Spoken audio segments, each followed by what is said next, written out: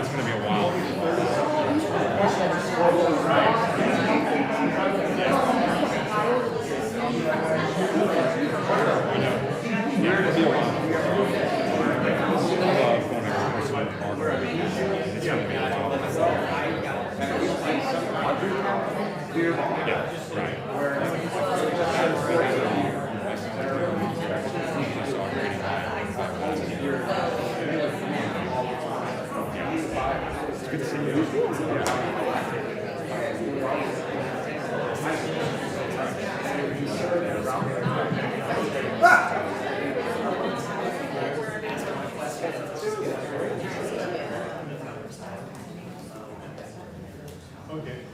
Good morning, everyone.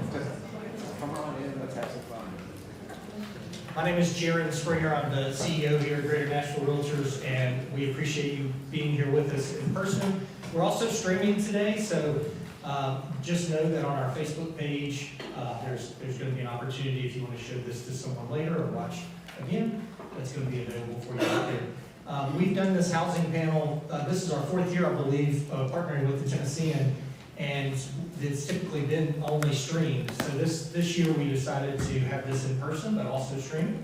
So we're excited about that. And affordable or attainable housing is something that our organization spends a lot of time talking about. It's woven within our strategic plan, and it's something that's very important to us, no matter if that's in professional development, if that's in advocacy work, if that's just in engaging with the community involvement that we do. It's something that's important to the organization. So this is just another part of that, having these conversations. So I appreciate the panelists that are with us today and the Tennessean. Thank you all for being here, and I will turn it over to you all. Thank you. Yeah, thank you guys so much for being here, and thanks to everyone who is streaming online or who will watch later. I'm Molly Davis. I'm a growth and development reporter with the Tennessean. That means I'm on the business desk. And I've been covering this area of our city for around 3 years. I've been at the Tennessean for 4 years. And I focus a lot on real estate, affordable housing, residential and commercial real estate development, and a lot of other topics affecting Nashville's patterns of growth and change. And I'm here with Takuma Robeck, who's our Director of Community Engagement at Tennessean. Do you want to introduce yourself? Absolutely. My name is Takuma Robeck. I am the Community Engagement and Building Manager for the Tennessean. This is actually a homecoming for me. I used to live and work in Tennessee from 2002 to 2004. And believe me, I pay a lot more rent now. But as Molly's outlined, we're gathered here to talk about a conversation that impacts the existence of our city. Affordable housing isn't a slogan. It's about whether people who work in Nashville can afford to live in Nashville, and that's why we've gathered this esteemed panel of experts to talk about the issue of affordable housing, where we are, how we got here, and what the future outlook is, and what will Nashville look like 5 years from now. And I want to give a moment for our panelists to introduce themselves. I'll start on this side with Jack. Yeah, good morning, and thank you all for attending. I hopefully have met most of you. I'm Jack Gott, I'm the president of Greater Nashville REALTORS this year, and I am a broker over at RE/MAX Choice Properties in East Nashville. And pass the mic on. Thank you. You guys can hear this. Good morning. You guys hear me okay? Matt Nicholson with the Clear Blue Company. I'm president of the Clear Blue Company. We are a Nashville-based developer and owner and operator of affordable and workforce housing. So we own and operate just over 7,000 units in 7 states. We're proud to call Nashville home. Our focus as a company, the mission of our company, is to help solve the affordable housing crisis through both the preservation and development of affordable and workforce housing. And I'm glad to be here with you this morning. Bishoy Mikhail, I'm Vice President of Research for the Nashville Area Chamber of Commerce. I'm Roland Horton. I represent District 20 in West Nashville on the Metro Council. Also serve as the chair of the Council's Planning and Zoning Committee and the Council's representative to the Planning Commission. Thanks so much. So we are going to kick it off. We're going to go ahead and kick off the discussion, but then save your questions for the end. We're going to do a short Q&A portion to make sure that we get all questions answered. Bishoy, I want to start talking a little bit about how we got here, what the current landscape looks like for housing and affordable housing specifically in Nashville. Can you shed more light on the supply and demand cycle? Oh, sorry, should I move it further away from? Okay, sorry, I just had to guys. Can you kind of level set the conversation for us. And from a data perspective, sort of, how much has the price of housing gone up in Nashville in the past 5 years, and how is the situation different for renters and those who are looking to buy a home? Because I know that those are two different experiences right now. They are, but they are connected. So if we look at the last 5 years, depending on the metric, the cost of housing has gone up anywhere from 50 to 60%, which is really significant. So if you compare that to how wages have grown, they've only grown about 23 to 25%. So just as an example, if you think about a typical family with a median household income 5 years ago is about $63,000 here in the Nashville area. So the median home cost or median home price at that time, $290,000. So all else equal, they're spending about 23% of their income on housing. Look at where we are now, the median household income has gone up actually. So Nashville has had a really high income growth over the last 5 years, which is good. However, which is about $80,000 now. So when you look at the home value though, or home price, it's almost $500,000. So when you compare that same family that's looking to buy that home, now they're spending over 40% of their income on housing. So that's kind of the situation, to put numbers to kind of an issue that we know is a significant challenge. And just to also mention, I know that when we talk about affordable housing, it's really important to set our terms and our definitions. And just for anybody who's watching who might not know, affordable housing means that a family would spend only about 30% or less of their monthly income on that housing. So that's our definition of affordable. So obviously that's going to look really different depending on your income, which is why it's so important to talk about wages versus the cost of housing. Moving on, I wanted to kind of, going off of that, for Jack, when you're talking about buyers in the market, what are some of the most pressing barriers to affordability that they're facing? What are you kind of hearing from clients and from members that are here?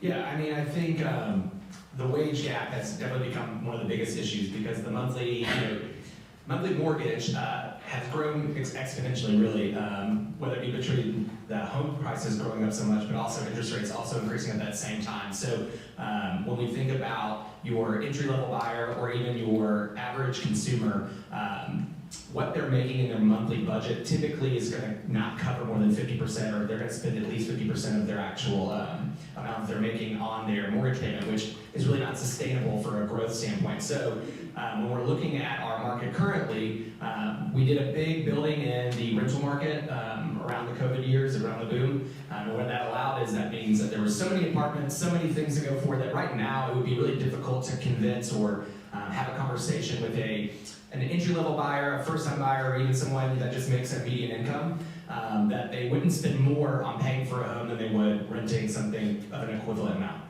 Right, and then obviously, like you're saying, that's more difficult to actually convince someone to make that jump to owning. And when we're talking about affordable housing, I also want another term that I want to define for us and have Matt kind of jump in here. Capital A affordable housing, meaning something that's being built with the intention of being affordable for a certain income level. Can you talk about how that folds into the work that you're doing and why preserving affordable housing and also building new affordable housing is important? Sure. So, affordable housing can be nebulous. If I polled this room and asked everybody to give a definition of affordable housing, I'd get that many different definitions. So the way that we provide more clarity to it is we quantify it. And we've already touched on quantifying the income of the residents that we serve. And the term that we use in the affordable housing space is AMI, Area Median Income. And that's based on U.S. Census information that's updated every year. It changes from geography to geography.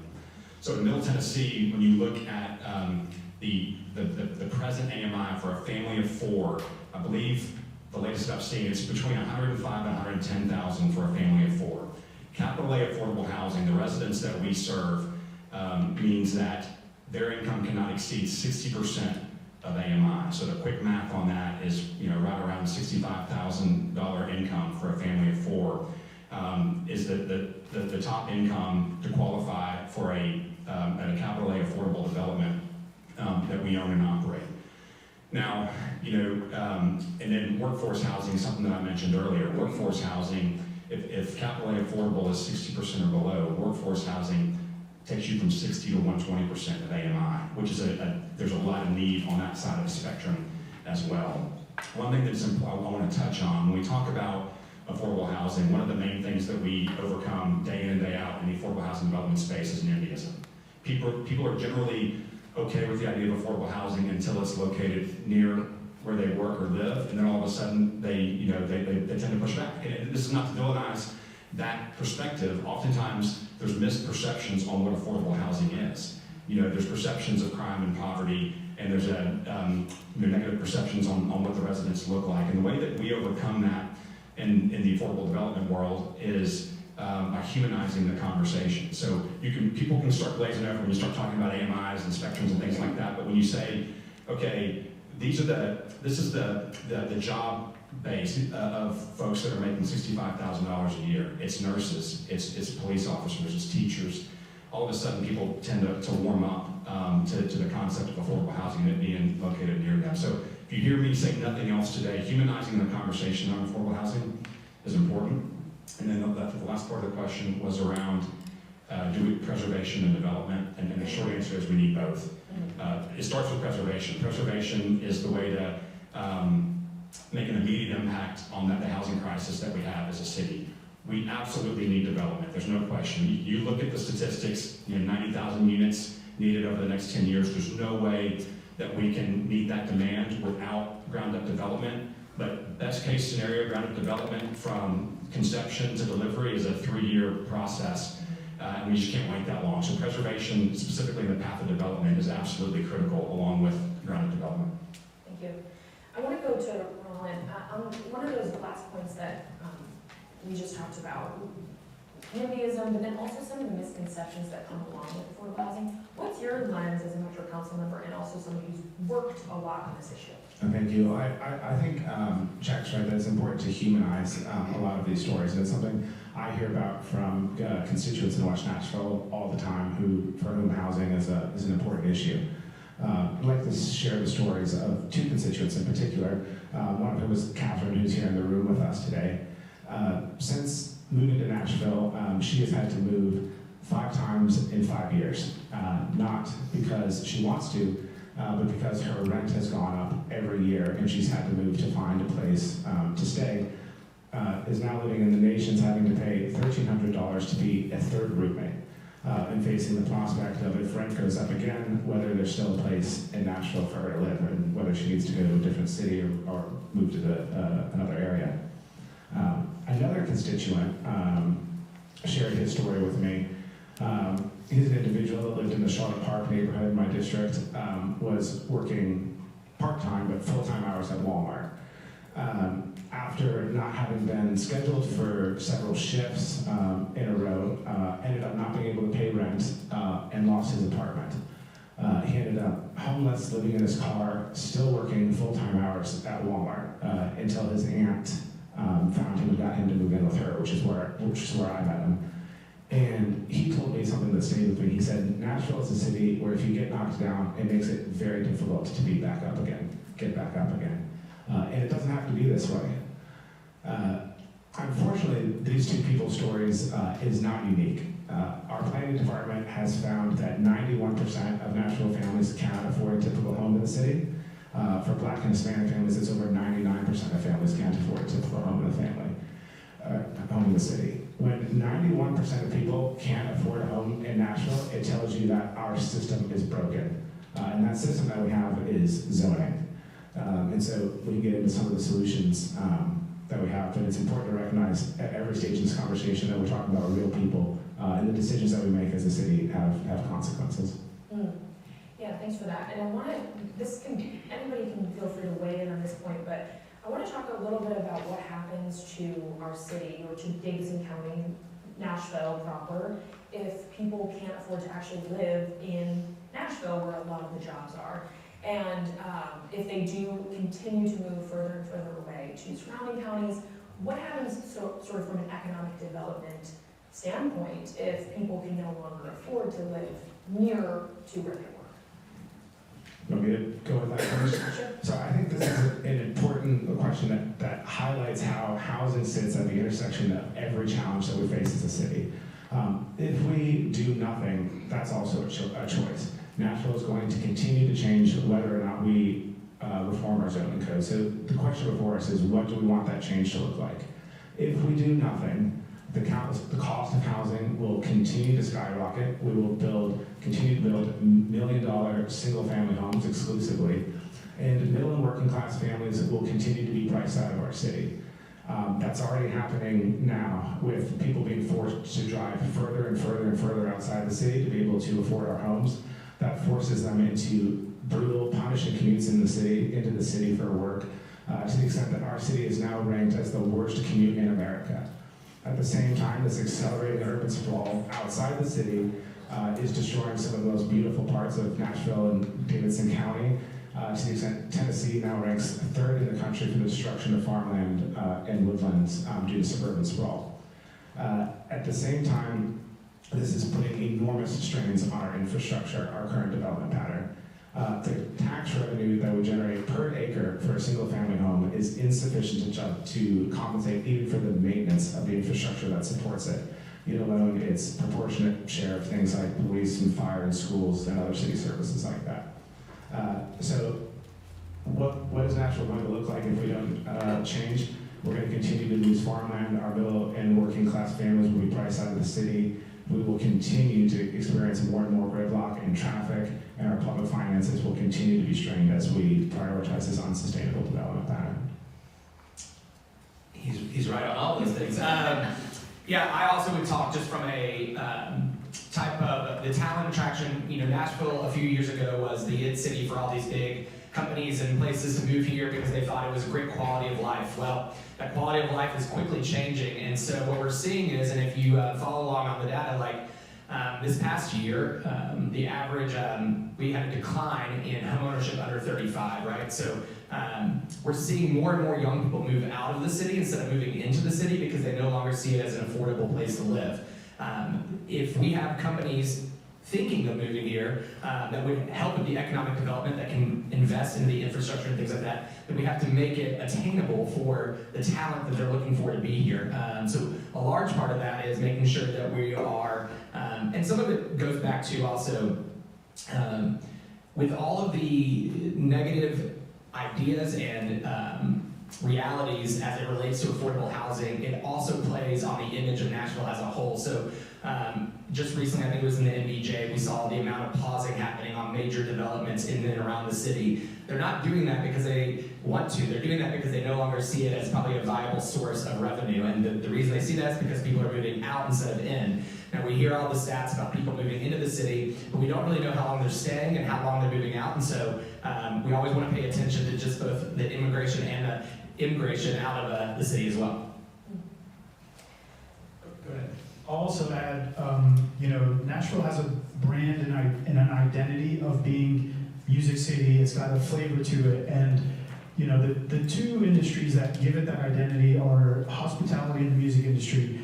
And if our creative class and if our workforce that contributes to that hospitality, which are typically not, aside from Taylor Swift, are typically not super high income earners, and it's very important for them to be able to live in the city that they kind of, contribute to that brand and that identity. So I think, this may sound kind of woo-woo, but it really gets at the soul of what Nashville is if we are not able to keep the people that make Nashville, Nashville. The only thing that I can add, without being repetitive, I think all really good points, is last year, I would talk to a leader at the chamber who referenced we lost out on a corporate relocation to a competitor city, and one of the reasons cited was a lack of workforce housing. So that should be a wake-up call to everybody. There's a lot of folks that don't feel like affordable housing impacts them because they don't see it on a day-to-day basis, but we're all impacted by it. And all of this prosperity that we've experienced as a city is a function of job growth and net positive migration. And so when you hear an anecdote of a company not coming here because of a lack of housing, that's a major issue. And Ron, you mentioned infrastructure.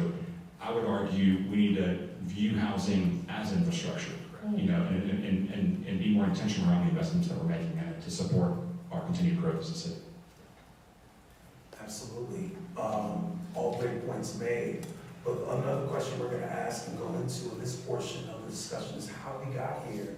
And for Ms. Choi, I wanted to ask you, can you shed more light on the supply and demand cycle in Nashville since 2020? And how does that shape this affordability crisis that we're seeing?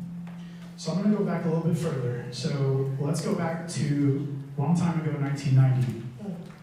If we look at the supply of housing as measured by single-family permits, we see that, and this is true for kind of the US as a whole, but especially in Nashville, we see that it's kind of stable. So mid-90s, we have mild recession, we have the dot-com bubble, but overall the supply is growing relatively stably. We get to the 2008 crash, right? And supply falls precipitously. I mean, it dramatically declines and doesn't recover till pre-recession levels until 2017, which is really significant. So, at that time, demand is still growing. We still have people who need housing. Housing is what we call in economics an inelastic demand. No matter how much price fluctuates, people will need housing. So we get to that point, we have a significant lack of supply, and then our city's growing, we get attraction, we get people moving in, and then 2020, we get a huge influx of people that come in from kind of all over the US due to COVID. We get low interest rates, so the cost of borrowing is low. And we also get, there's a few other factors. We have supply chain issues, which the cost of housing has now gone up. And so, all those factors, we can kind of see that has led to where we are now. So really, it kind of goes back further than that, but 2020 really exposes kind of the historical issues, and ultimately it's a matter of supply and demand. And another thing that I'll add too is, due to all those factors, one kind of consequence that we're seeing is now what we consider the middle housing or the more affordable housing, that's been incentivized to not be built because of costs. So we talk about supply, but really what we need is a supply of that middle housing. I'm going to go to Matt really quick also with some of those constraints. How does that affect developers, even mission-driven ones like your company, when you are trying to add to the supply, but there are these added costs potentially from the cost of materials, cost of labor going up? What are you kind of dealing with on that side of those constraints? Well, I touched on earlier NIMBYism, and in the affordable development space, inherently that is a constraint because we oftentimes need community support in order to move forward with the development, so we don't have that. We're not able to move forward. That aside, we have the same constraints that the market rate developers do, and that's, finding land that's developable, that we can develop on. Capital is always a constraint, and then timeline. So starting with land, Nashville is unique, has a unique challenge in that there's a lot of topography and a lot of wetlands, streams and creeks and rivers that we have to navigate around in order to develop. And dealing with topography, dealing with wetlands just adds cost, which makes it more challenging to produce economically viable, affordable developments. So it takes a high level of creativity to find land that we can develop on. One of the things that's exciting that's going on in Nashville and across the country really is large institutions, faith-based institutions, healthcare institutions, and education institutions, i.e. schools, are working on creative ways to unlock their land that's oftentimes located in areas where there's a need for affordable housing, and figuring out ways to develop their land for housing. We're proud to be working on a faith-based partnership in North Nashville on West Trinity called Northview Development. It's a 254-unit active senior development. It's on the campus of Born Again Church in North Nashville. We're very proud of the partnership with Born Again. Spent a lot of time working with the church leadership to be clear on the long-term vision for their campus and to work on a program of development that complemented that vision. In this case, creating a home for active seniors in that North Nashville community. We're hoping that will be an example to others in the space, not only churches, but schools and healthcare facilities to get creative on how to unlock their land for development. Real quick, capital continues to be a constraint, especially in the affordable space. In Nashville, the Barnes Fund has been unbelievably successful. That's a topic that I'm sure we'll get into in regard to, there's a lot of active discussion right now in regard to how much funding Barnes Fund is going to receive. I'm a big advocate for more funding in Barnes Fund because it's been unbelievably helpful in helping increase supply of affordable housing. And then on the timeline, I want to hit on that real quick because that's something that's oftentimes overlooked. Unreasonably long timelines or unknown timelines can kill development deals, and it happens day in and day out. And that's been a challenge in Nashville. Our first affordable ground-up development, we submitted for permits. We had a letter from the mayor's office that said it was an affordable development. In theory, that meant we were going to go to the top of the stack. Right. 11 months later, we got our permits back. And not only was that stressful in terms of the length of the timeline, the unknown, the uncertainty around that timeline was unbelievably challenging. Now, I'll give Metro a tremendous amount of credit. They've fixed those issues, resolved a lot of the issues. Our last development was less than half that timeline, so it's continuing to move in the right direction, but there's a lot of room for improvement in regard to expediting timelines for development. Right, we need to sort of keep going in that direction to continue to shorten those timelines and lessening the unpredictability, right? That's right, yeah, the certainty around the timeline is just as important as the length of it. Right, okay. I want to pass it to Ron because I know you're really passionate about sort of simplifying, cutting some of the red tape that is, sort of baked into our land use regulations in our local government. What have you been working on to help some of these issues, but then also simplifying the zoning code as well? I can highlight one example that we passed, I think, in 2024, in which we now allow housing to be built by right in every commercial shopping and office district in the city. Previously, it was only permitted in very limited circumstances and subject to very burdensome procedural requirements.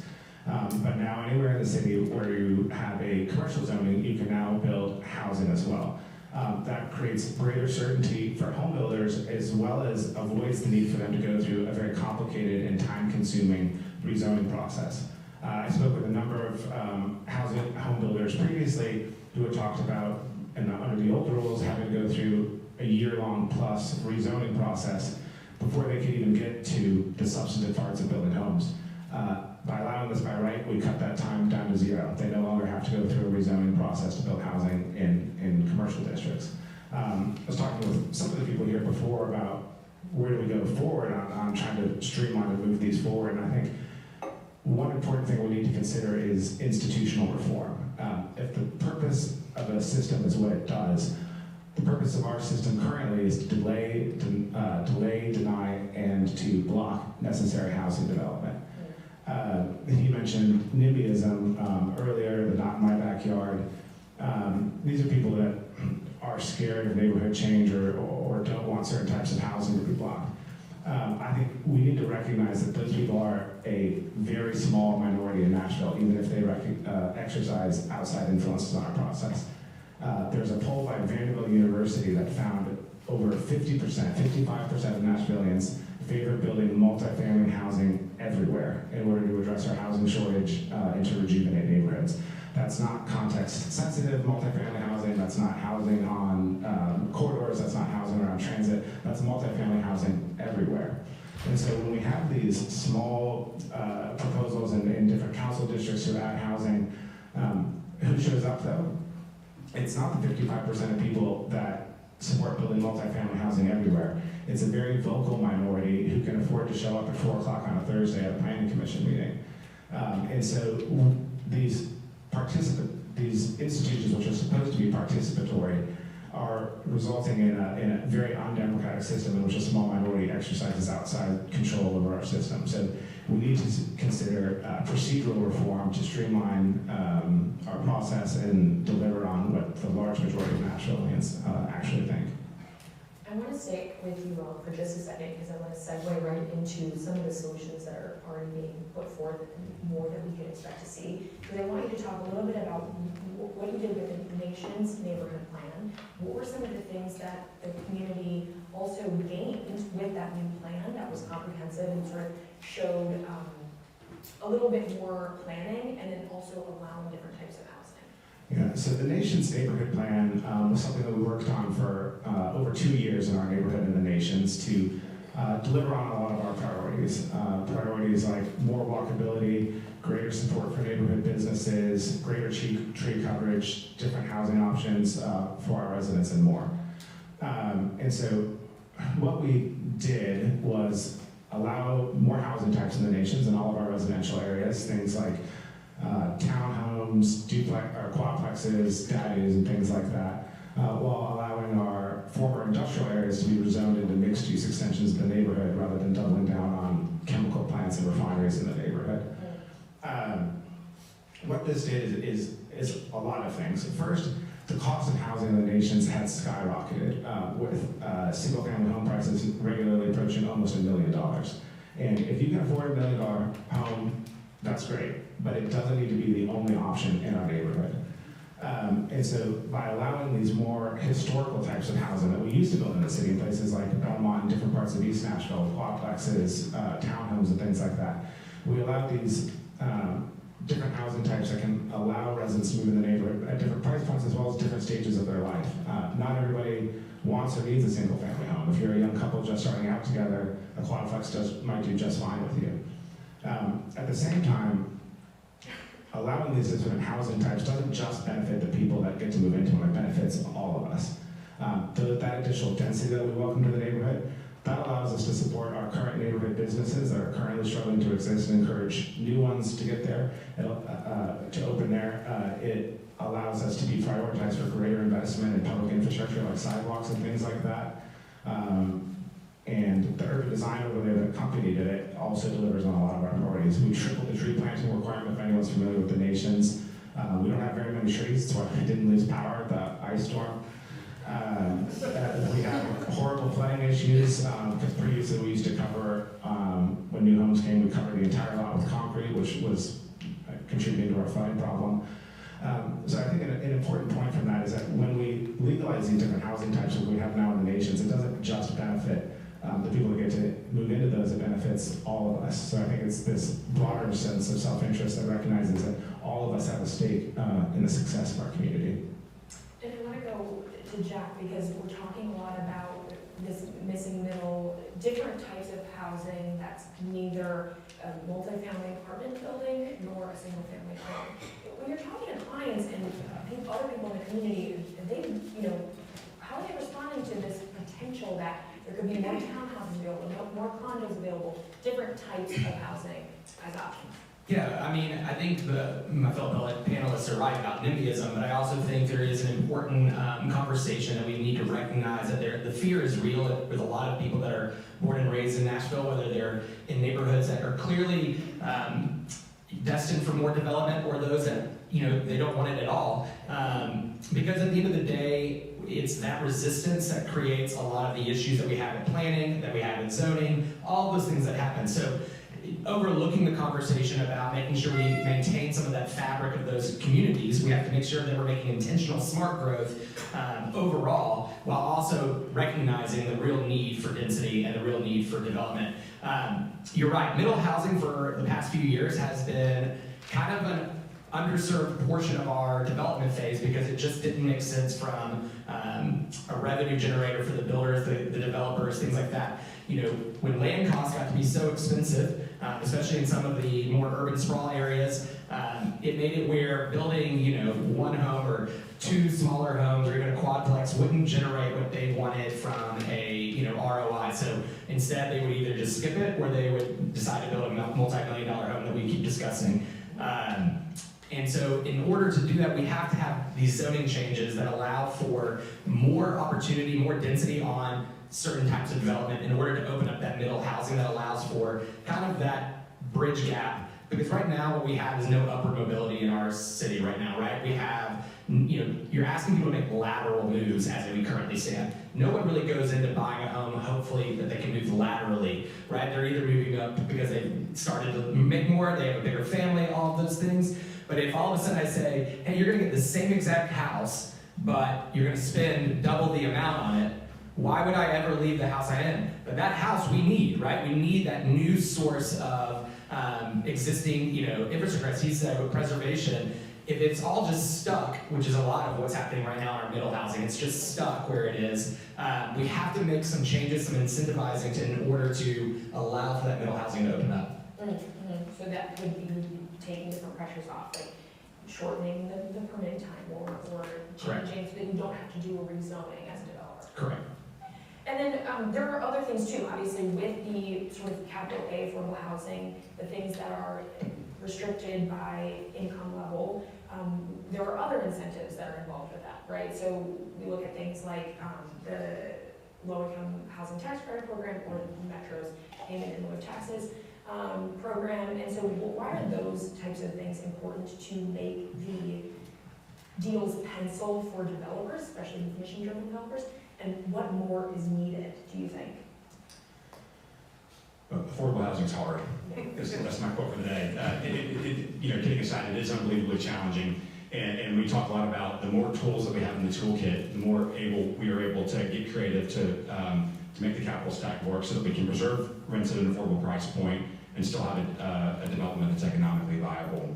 The LIHTC program has been unbelievably successful. The payment in lieu of tax program administered through MDHA has also been successful. I talked about Barnes Fund. When we talk about incentives, the key word is incentive. I'm a big believer in incentive versus mandates. Incentivizing the outcomes that you want is much more effective than trying to instill mandates. And I'm a big believer that supply is a big part of the solution. We need more supply. So responsible density across the city, responsible density is underlying responsible. So along transit corridors is important.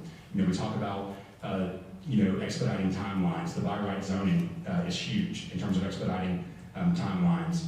And then what I'm most excited about is incentives that are being offered now by the private sector as well.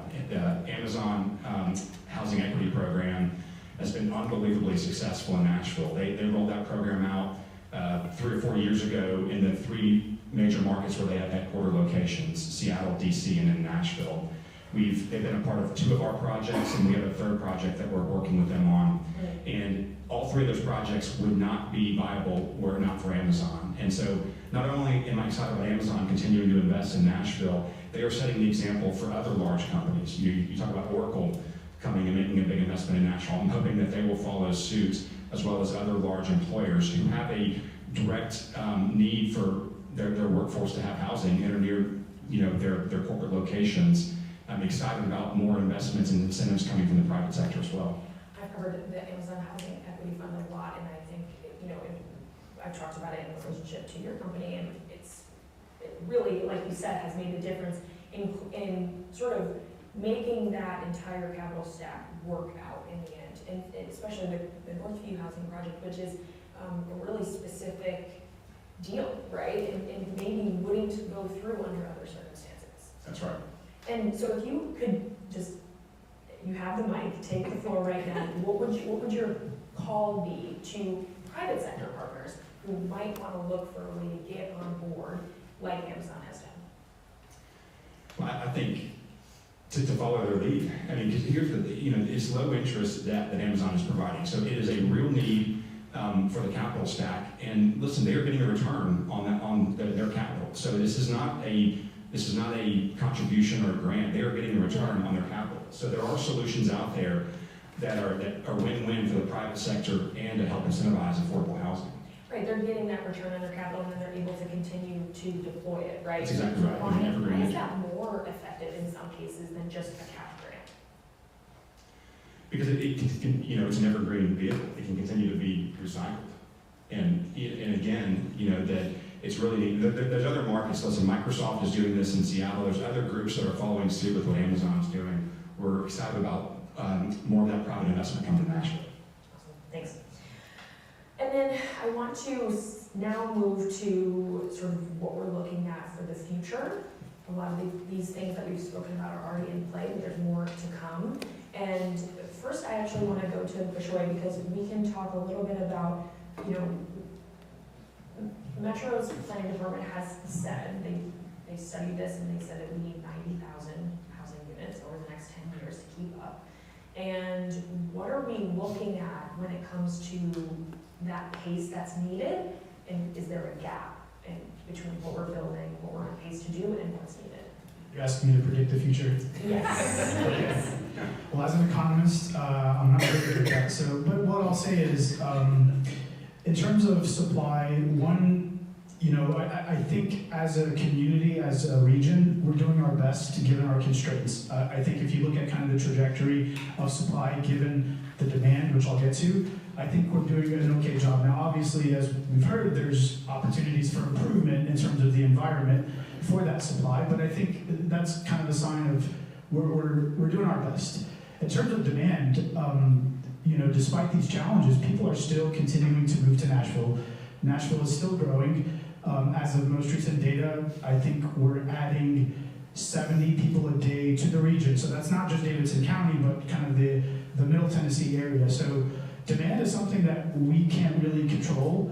What we can control is the supply. And again, kind of piggybacking on what we've heard just the last few minutes about the environment, the incentives, I want to echo that point. I think incentives are very important. As an economist, that's really kind of the critical thing when you're looking at the supplier side.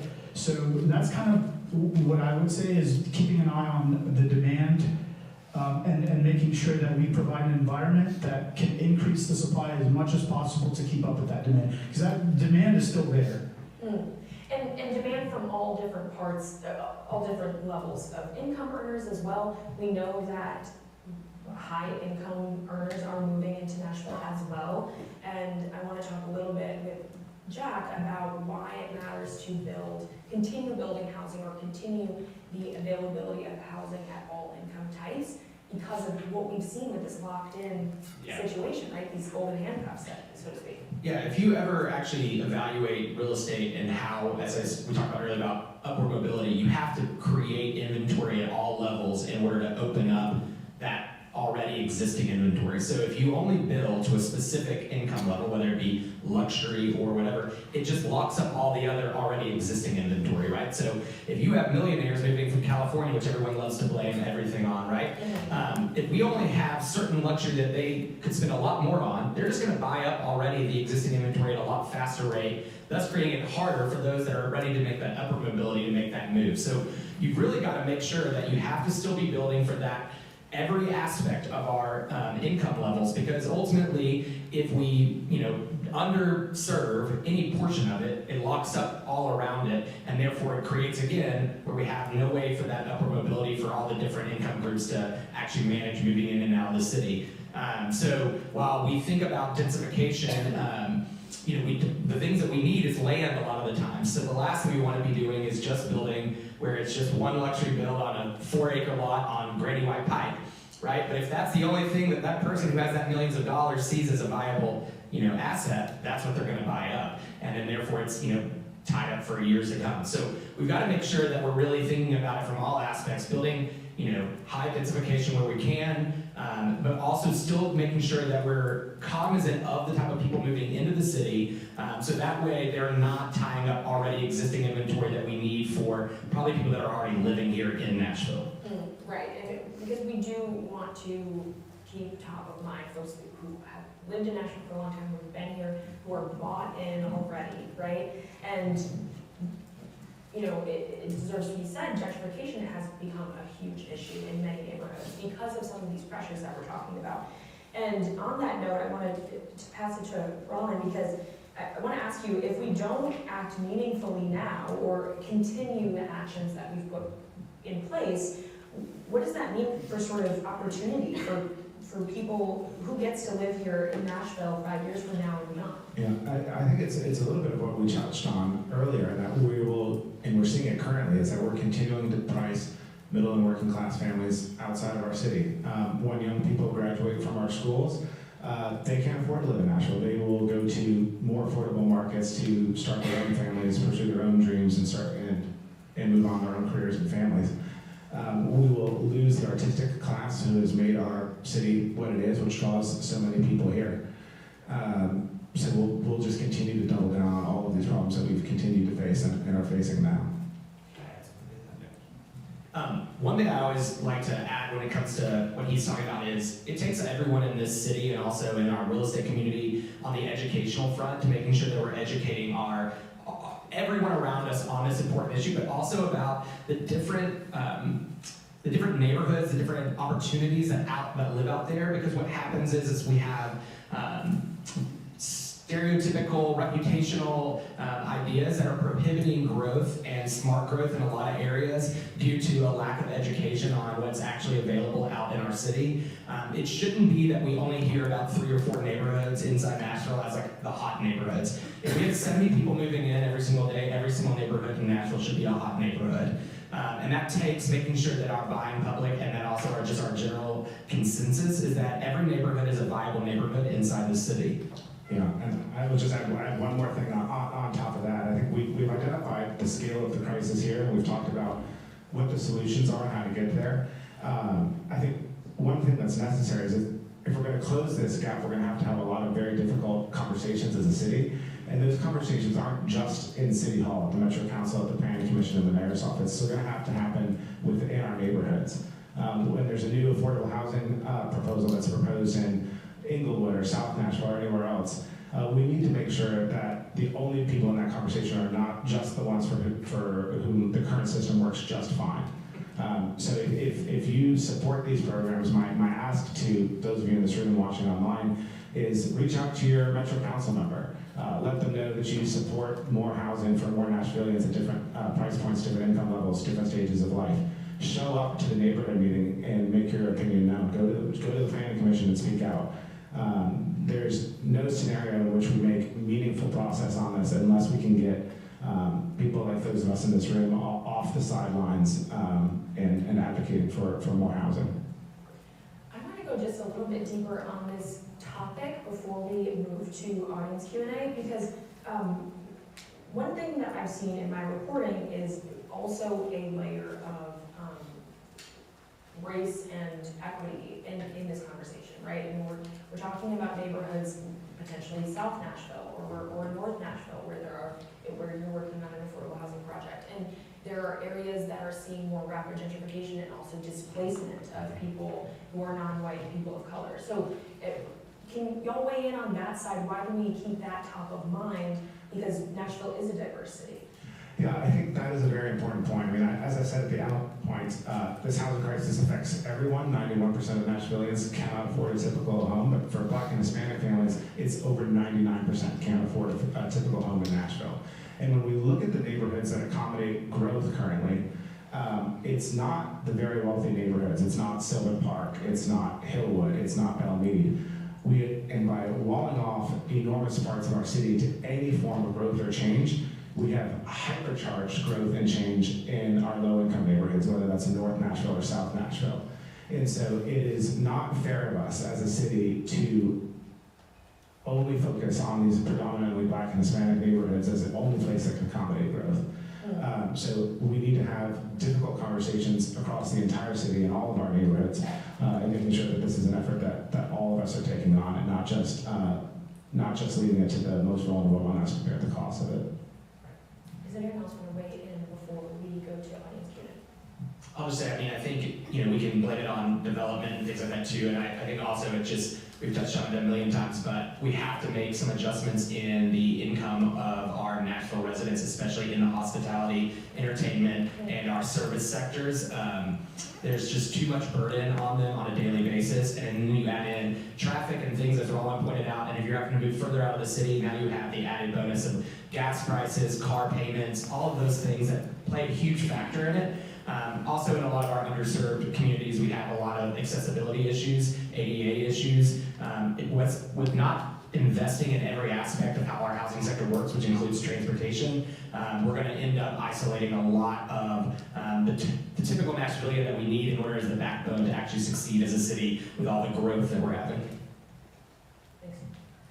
We're going to move into Q&A now. Does anyone have a question? I have one very short question and then one that's a little longer. This 91% of families that can't afford to live here, and then Black and Hispanic, 99%. Where does this data come from? It's from the Metro Planning Department's Housing and Infrastructure Study. The Metro Council commissioned a study for our planning department to identify our housing needs, as well as whether those housing needs are met by our current policies, and if not, what changes are needed to be made. Those initial conclusions included a 91% published last year. It's available online. Okay. Then the bigger question, sorry. In other cities, and maybe it exists here too, there's such a thing as like 80-20 housing in large condominium buildings where 80% of the population there pays retail, but the other 20% go through an application and qualification process in order to bring themselves in at not such a high income, and they pay less rent. Is there anything like that in the city? And if not, are there any plans for such a thing, which has been very successful in other places? So the answer is yes and no. So strict inclusionary zoning, like you mentioned, is illegal in the state of Tennessee. That's It's something illegal. That's correct. The state legislature has taken that tool out of the city's toolbox, and we can't do that. We do have a different version of that, which we just passed at the Metro Council at our last meeting, called a voluntary affordable housing incentive. And what that does is it provides certain bonuses to developers if they agree to make a portion of that new development affordable. So it's not a public subsidy, but it lets the home builder do more if they agree to keep a certain share of the units affordable. Thank you. Any other questions from the audience? Thanks, Liv. Can you, Roland, talk about the new DADU thing that starts April 1st, just so all of us? Yeah, so I mentioned the housing and infrastructure study earlier. The housing and infrastructure study that the planning department concluded had a series of policy recommendations among them to address our housing shortage. One of those was DADU reform. For those that don't know, DADU is a detached accessory dwelling unit. These are things that are like a building in the backyard, typically like an above garage apartment, we called an in-law suite or something like that. The Metro Council just broadly legalized DADUs throughout our urban area in Nashville. So this is a big step forward that we've taken as a city. It provides these traditionally more affordable housing types and did it broadly across the board. So it's a big step forward we've just recently taken as a city. Hasn't gone into effect yet, it will shortly, but it's one of the examples of progress that we've made recently as a city. I have a follow-up. As developers are getting incentives to build more housing, will homeowners get that if they're adding a DADU to their property? Will they get an Any incentive? kind of incentive, since the individual is adding to the housing pool, but the developers are also doing that and they're getting the incentive? There's no type of financial payment from the city in any way, but it does grant homeowners more property rights.